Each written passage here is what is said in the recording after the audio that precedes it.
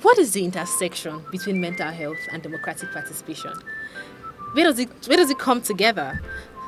Okay, anything democratic, anything political, anything governmental, as long as it involves people.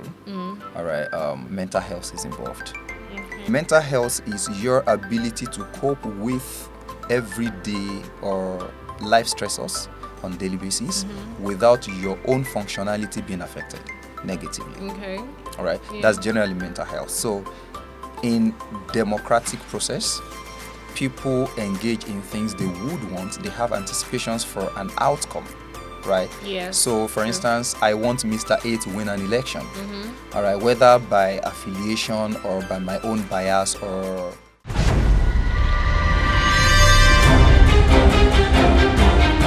Preview.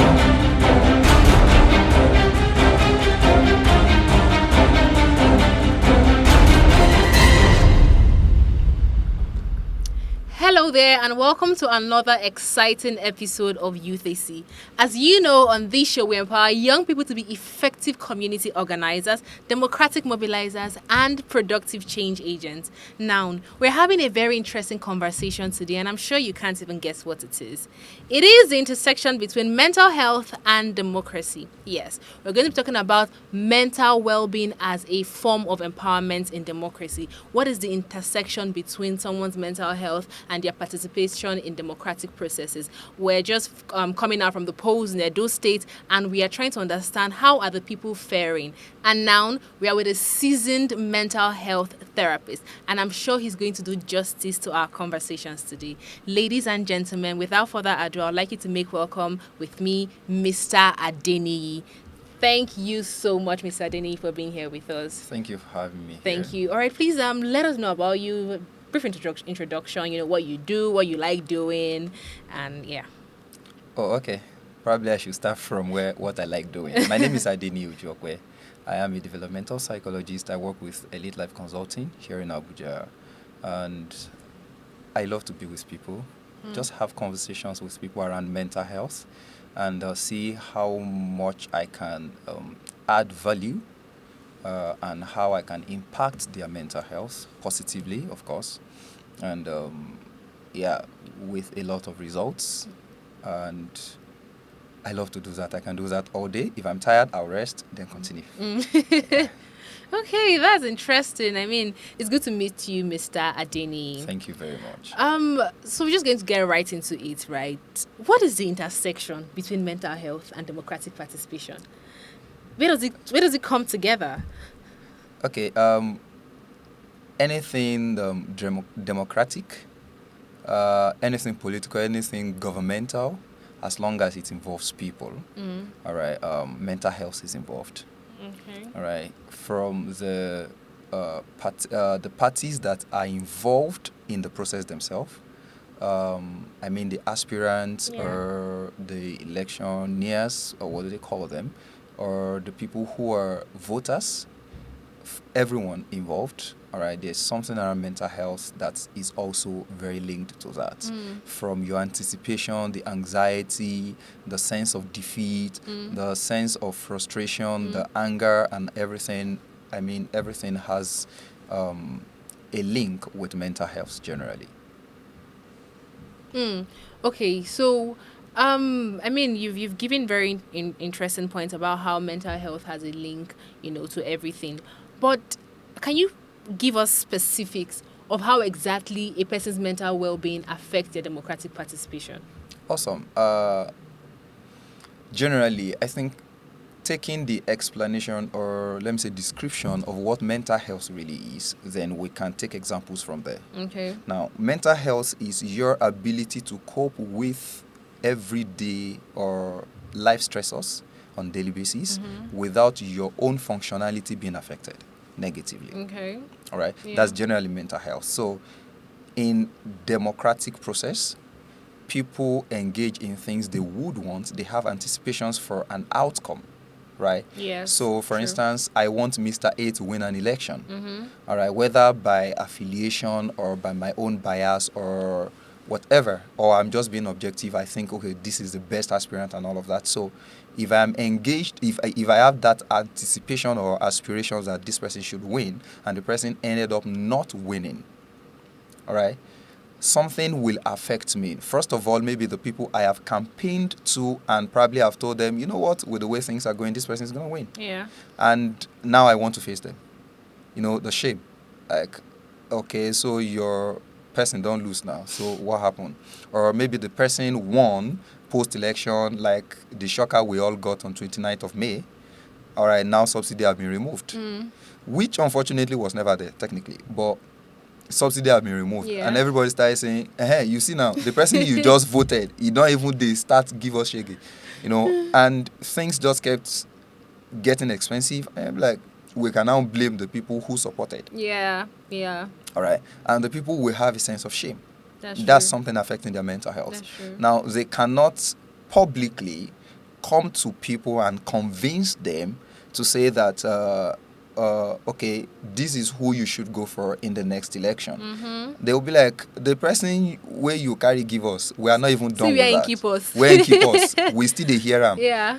And things like that. So it affects everyone's mental health.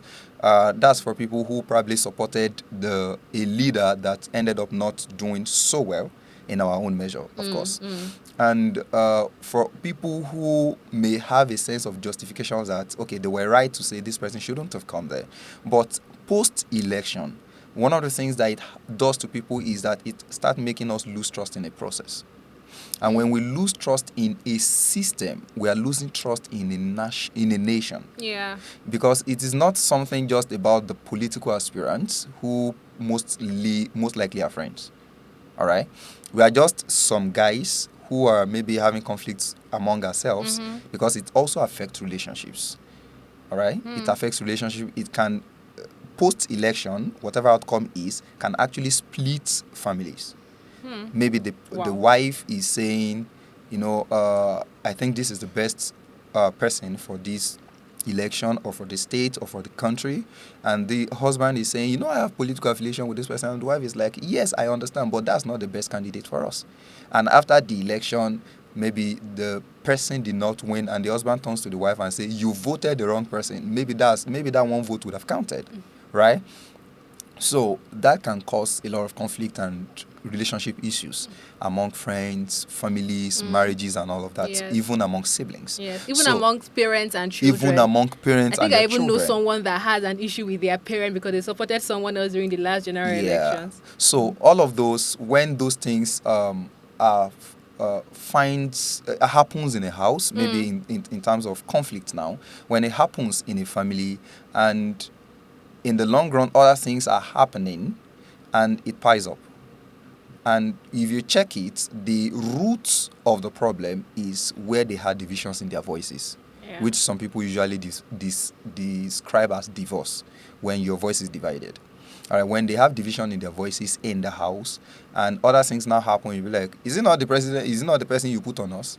Not be the governor where na carry give us, things like that. Yes. And they start pushing the blame to you, that you were the one who brought this up, why they are having this sense of, I wish I could do better, or I wish I could join the voting process, all right, or I wish I campaigned for this person, maybe it would have been different for me. And one more thing that we hardly talk about is the moment things like that happen, people start losing trust in the nation and they just want to japa. All right? They just want to leave the country and be like, you know what? You guys should sort yourself. Let me look for a way to go. And another thing that it also does, even though we may not think it affects mental health, when post-election, the aspirant or the candidate you do not think is capable of helping the nation emerges as the winner, there is a way that can increase a level of insecurity. Wow. Maybe the people who have participated as political thugs. Yes. All right, now they have equipment. They can say, if things go south for them, all right, they can say, you know what, I have tools. Let me just put it into something else. Now the people are scared. These people want to make money from the equipments they were given, and you can't take it from them. Where would you say you met them in the first place? All right, That's so true. they force the people around to take things from them, and that dampens the deteriorating state of mental health within the state or the country. I mean, I absolutely agree with you. Mental health is so important. But then it begs the question, right? If mental health conversation or mental well-being, is this important, then why is it often overlooked? Especially when you're having conversation around leadership development, around nation building, it takes a backseat almost always. So why is this? Well, as important as it is quite unfortunate that within the Nigerian space, mental health is relegated so much, not because people do not trust it, but because people don't understand what it is. All right, if I say I'm feeling somehow in my body, you like, okay, can you go to the hospital and do a checkup? But if I say I don't understand how my emotions have been in recent times, you'll be like, oh, come on, snap out of it. It's a normal thing. So we don't think emotions is very important, but we think a headache is very important. But do you know that the headache, the nausea, can actually be something we call psychosomatic symptom? Okay, you have to break Now, that down so for us. psychosomatic symptom is something happening in your mind. I'll give an example, okay? Something happening in your mind and it's reflecting in your physiological makeup. Oh, wow. Some people, when they are too angry or when they are very angry, they start having tummy upset, stomach upset. Oh, really? Okay. Some people, when they are very stressed, they tend to get migraine. Yeah. All right? Yeah. So most of those times, you don't necessarily need a medication. You need a rest. And if you sleep, shower, sleep, wake up, the headache will probably be gone. When you manage the anger, there's something we call emotions regulation. When you manage the anger, the psychosomatic symptom will actually also significantly reduce. So we do not pay attention to things that are very psychological because it does not mean so much to us. All right, and that's why in Nigerian space we do not give a lot of attention to things that are not, physical, like emergency. This person is. If you say you want to go see a psychologist, you'll be like, "Are you there, Chris? What's happening?" Things like Yeah. that. So the first thing is, I think, awareness, not just with the followers in the voters in the Nigerian political space, but particularly the people who are even leaders themselves. What are your intentions? I think about 8-9 years ago, I can remember particularly, I asked a question. I said, I am suspecting money addiction with most of our political leaders because, okay, now you were a governor for years and maybe you've made a fortune for yourself. I'm just saying. This is not accusatory. This is what I'm just saying because evidence suggests that people actually tend to be richer when they leave a political office than before they went there, right? So Yes. if they had more, it means they acquired something when they were there. While they were Now there. you've gained something, then you want to go back there. Is it either power addiction or money addiction? You hear someone saying that, all right, they are multi-millionaires, but when 100,000 is passing their table, they just still want to have a cut. Why? All right, it's not because they actually need it. So when you get for yourself what you don't necessarily need, Yes. I think it's dependence. You are getting hooked by something you do not even know that you're getting hooked. For instance, if you pick an average political person in Nigeria, they will tell you after money is money. All right? After you get money, it is still money because people will keep coming to you to ask you for money. Yes. But if you actually understand that this is more of a problem with you than a problem with the people coming to you, because you could tell them no. And once you tell them no, you are afraid that they will leave you and you will lose power and all of that. But even when you have enough to give to people, some people have more than enough to probably give out for the next decade, to say the least. All right? But when there's still a 10 million somewhere, they still want to take a cut. All right, so I just asked the question, is it that these people are power drunk or they are just addicted to having more money? All right, they don't even know that it might be a mental health challenge for them. Some people are, one time, I'll maybe conceal the name, but you probably may know the person, a one-time governor of Ondo State, all right, who after that, who died, but while the person was the governor of Ondo State for 6 years, he was the governor, he was a drinker.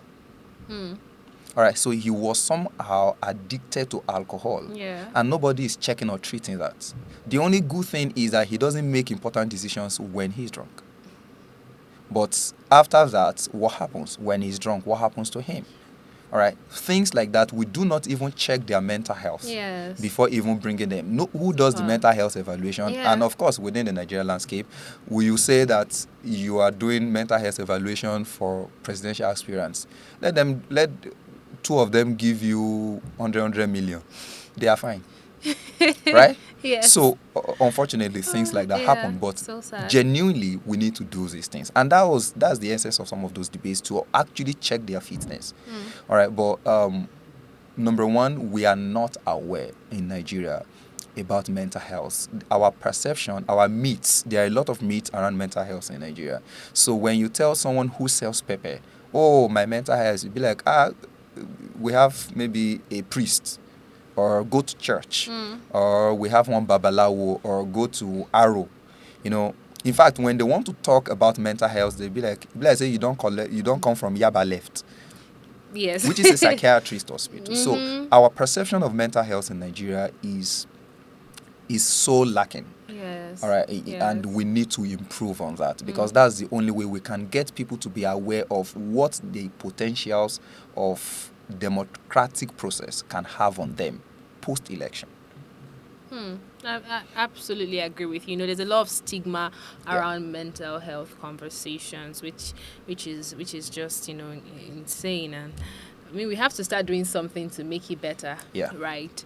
And now the elections in Edo State just finished, the off-cycle gubernatorial elections, and there's going to be a lot of youth empowerment initiatives coming up, right? So how can we incorporate mental health programs into these initiatives to ensure that we are producing stronger, more capable leaders, especially for young people? Because it almost seems like, okay, the older guys, they've done their time. We're learning from their mistakes, and it's time for them to give way for the younger. But we also want to ensure that we are well positioned to do better than the older guys. So how can we incorporate mental health conversations in all these youth empowerment initiatives that are coming up now? All right. Well, I think maybe some organizations have probably started working around that. It starts, like I said, with awareness, advocacy. All right. Advocacy with evidence to show that we have worked with this set of people and this is the outcome. This is the level of knowledge they had before we started this program, and this is where they are at the moment. Right? Yes. It will help. Now, for empowering them, leadership takes a lot from people. So, while I was describing or trying to define what mental health is, I said it's your ability to cope with daily life stressors. All right? Your ability to cope with daily life stressors and still be able to function normally. So, leadership puts a lot of pressure on people. So, people who will be leaders, those of us who are growing up to become leaders, all right, we need to learn what is called resilience. All right, it's a skill that people need to build. A lot of us don't have control over our emotions. One of those religious books says that a man that has control over his own spirit is stronger than a man that takes a city. All right, why that comparison? I'm talking about Bible now. Why that comparison? Why would you have to compare something like that? It means that when you have control over yourself, you can control other things around you. Some people might actually control a city, but they don't have control over themselves. That's why alcohol will still have control over certain people, despite the fact that they are the boss of an organization. Yes. All right. So when we teach people to learn resilience skill, learn how to manage their emotions, learn how to regulate themselves in a way that they can communicate normally, or effectively to people, we teach them emotional intelligence, which I think is lacking in, permit me to say, in many leaders in Nigeria. Okay, emotional intelligence is very important. All right, empathy is a very big deal, and that's why it looks like some leaders do not necessarily care about their followers. It's not because they don't want to care. Some of them actually lack empathy. All right, so these are things that can be integrated into empowerment programs, so that while people are learning leadership, they are also learning empathy, because it's a key aspect of leadership. For instance, especially transformational leaders. You can't have a transformational leader who does not understand emotional intelligence. All right, so we integrate these things into their training. So when we build them up, we are building people who are total, because the current leaders we have are still a product of Nigeria. So if we don't like them, they are showing us what we have been building. So if we want a change, then we build something differently. That's what I think. I mean, if we want a change, then we build something differently. Yeah. Brilliant. So I don't think we can have a holistic conversation without involving education. Sure. Right. Especially conventional education in schools, and also unconventional education. But let's stay with conventional education, right? So we've been having conversations around, trying to ensure that people are more civic mindful from primary school, secondary school, university, how the government or the Ministry of Education, or anybody that's involved in that can include more curriculum to speak to these things. Now, when it comes to mental health, do you think there is any time that is too early to start talking about mental health? Do you think that it is, because there's some topics that are too sensitive, right? And you now say, okay, when they get to this age, you can introduce them to certain things. But do you think it's too early to start having conversations around mental health, especially for people in formal education? All right. Formal education, I think, particularly in primary school, there are some things that can be introduced at that level, as long as a child is up to school age, and school age starts from age 4. Which unfortunately a lot of us are guilty in Nigeria, that we just keep children in school. Just leave me, I beg. Just go school. Yes. At age 1, age 2, Yes. and all of that. I still call those preschool, because school age is actually age 4. If you go to the UK, if you go to US, if you go to Canada, children don't go to school until literally in school, not preschool, not early years foundation like they have in the UK. They don't do that until the child is at least 4. In some countries, 5. Wow. All right. So, when a child gets to a school age, one of the things you want to introduce to them is to acknowledgement of how they feel. It's a foundation for anything around mental health.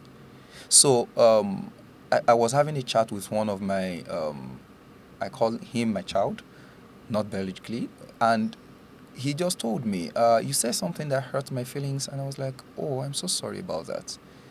And the boy is 7. Wow. I'm like, yeah. He said, this thing that you did, you said, hurt my feelings. I looked at it, I couldn't see any reason why he should be hurt.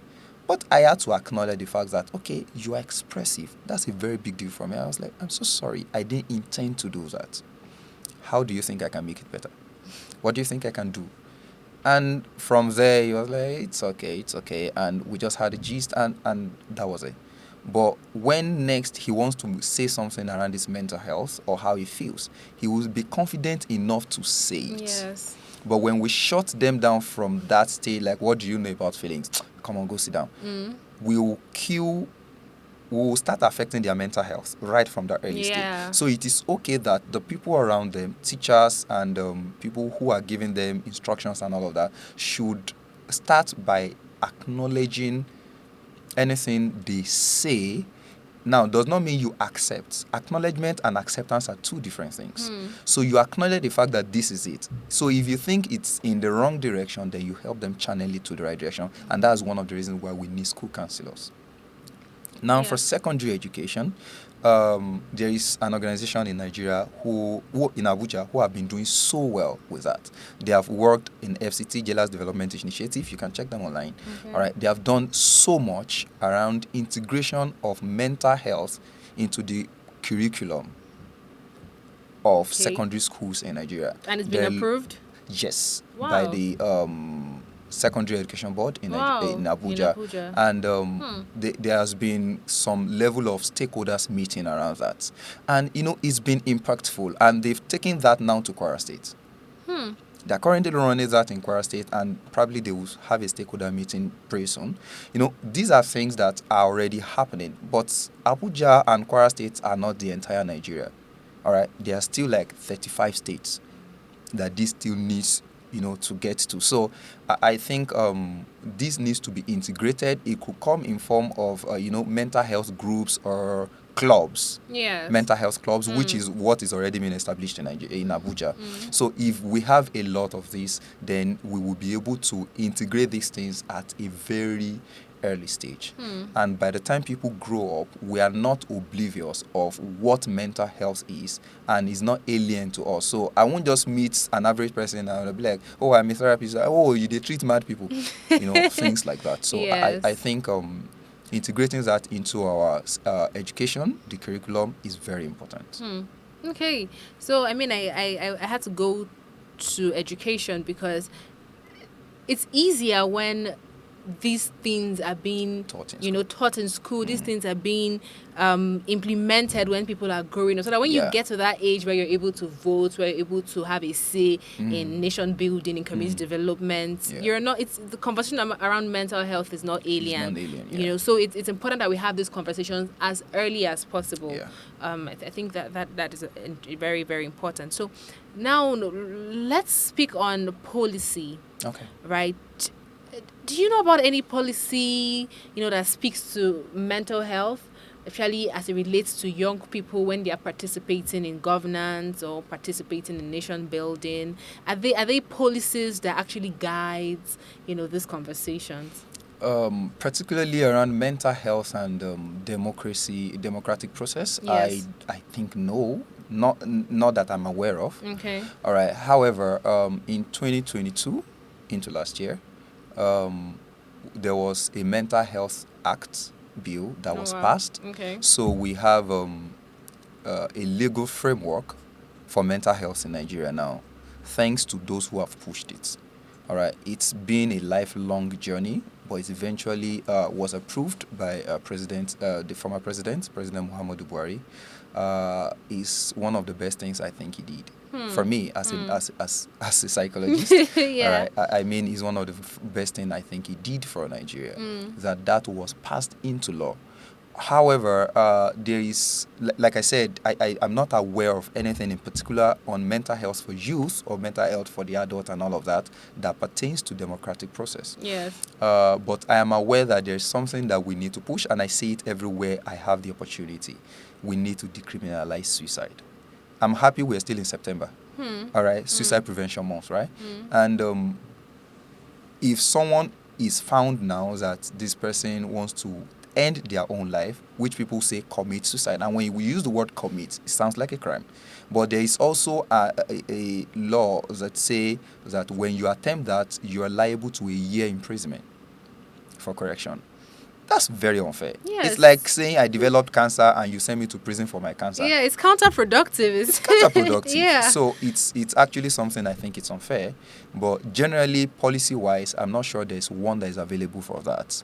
But whether we need that or not, I will leave it for maybe a more political discourse. But as a professional, I think we need to do a lot of awareness, advocacy, and sensitization around mental health and how people can keep themselves post-election should you not see the expected results.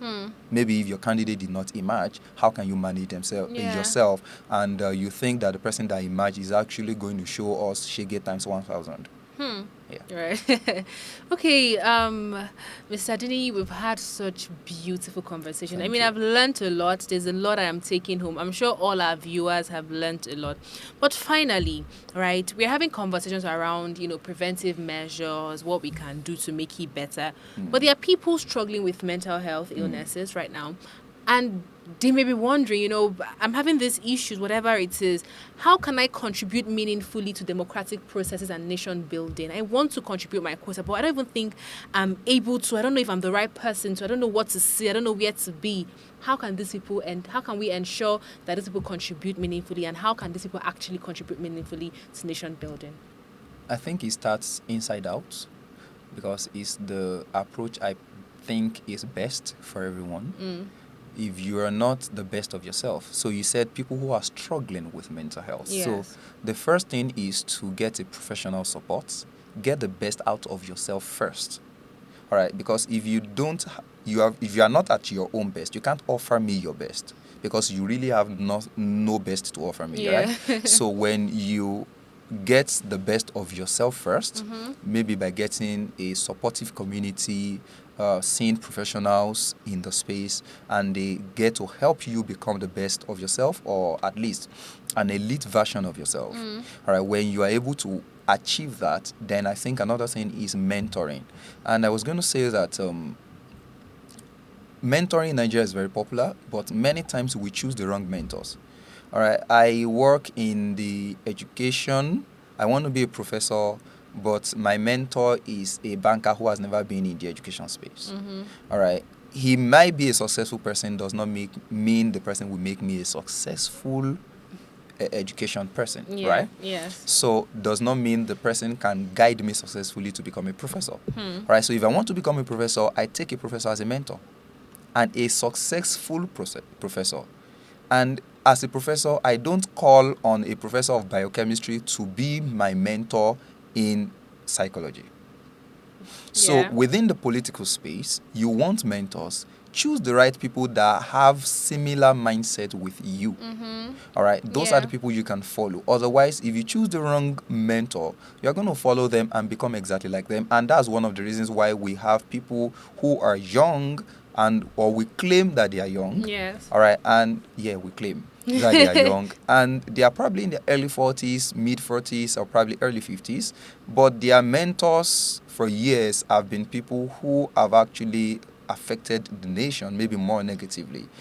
And we expect different results. No, it's not happening. Yeah, it's not Right? happening. So if you want the right result, choose the proper mentor to lead you and mentor you. They may not be the popular ones, but they will actually help you drive right. And they can tell you what kind of community to join. What do you do when you get to a political party so that you don't get yourself bought in or get entangled into certain things that are not you are not supposed to get yourself entangled with. Yeah. There's no political party in Nigeria that is not good, but there's no political party in Nigeria that is 100% good. Yes. All right. Yeah. So whatever you want to do will totally depend on you. Get mentors in between. You can. I'm so positive about Nigeria that every party has people who are very good in between, but they also have people who are terrible. Choose the right guys as mentors. If you're following someone and you realize that their intentions are different from yours, excuse yourself. All right, as long as you have a positive picture or positive outlook of Nigeria at heart, please excuse yourself, choose someone else, or take a journey, take courses, improve yourself. What do you know about governance? What do you know about petroleum? What do you know about women? I mean, just know things that are important to people. What do you know about poverty? They said the poverty in Nigeria is multifaceted. So what does it mean that poverty is multifaceted? Get yourself knowledge. Yes. What do you do? So if there is a talk around something, you can contribute meaningfully, then people can respect you. Those are the ways I think people can get into those places. But it starts with you being at your best. Starts with you being at your best. Yeah. Yes. Mr. Adini, thank you so much for coming. Thank you so much for sharing your wealth of knowledge. I am sure that every single person that listens to this episode goes back home with something. You know, the conversation around mental health and democracy is not a popular one, but it's an important discussion. Thank you so much. Do you have final words to say to our audience? All right. Two things. Number one, please decriminalize suicide. It's very important. I'll say it over and again, decriminalize suicide. People are struggling with mental health issues. And as a result, many of them ideate or attempt to take their own life. I'm going to tell you, nobody really wants to die. They just want to end the pain of living. All right, so if they don't want to die but want to end the pain of living, then address why they want to end the pain of living in the first place, rather than criminalizing it for them. But secondly, I'm going to say it, please be aware that you're struggling with things does not mean you're weak. It is not weakness to seek help. Please seek help when you're struggling. Thank you so much. Thank you so much. Please seek help when you're struggling and decriminalize suicide. Ladies and gentlemen, we've come to the end of yet another thrilling episode of Youthacy. Please don't forget to like this video, comment, and of course subscribe to Ready to Talk TV and podcast. Once again, my name is Ifunanya Nduka and I am thrilled to be your host. Bye for now.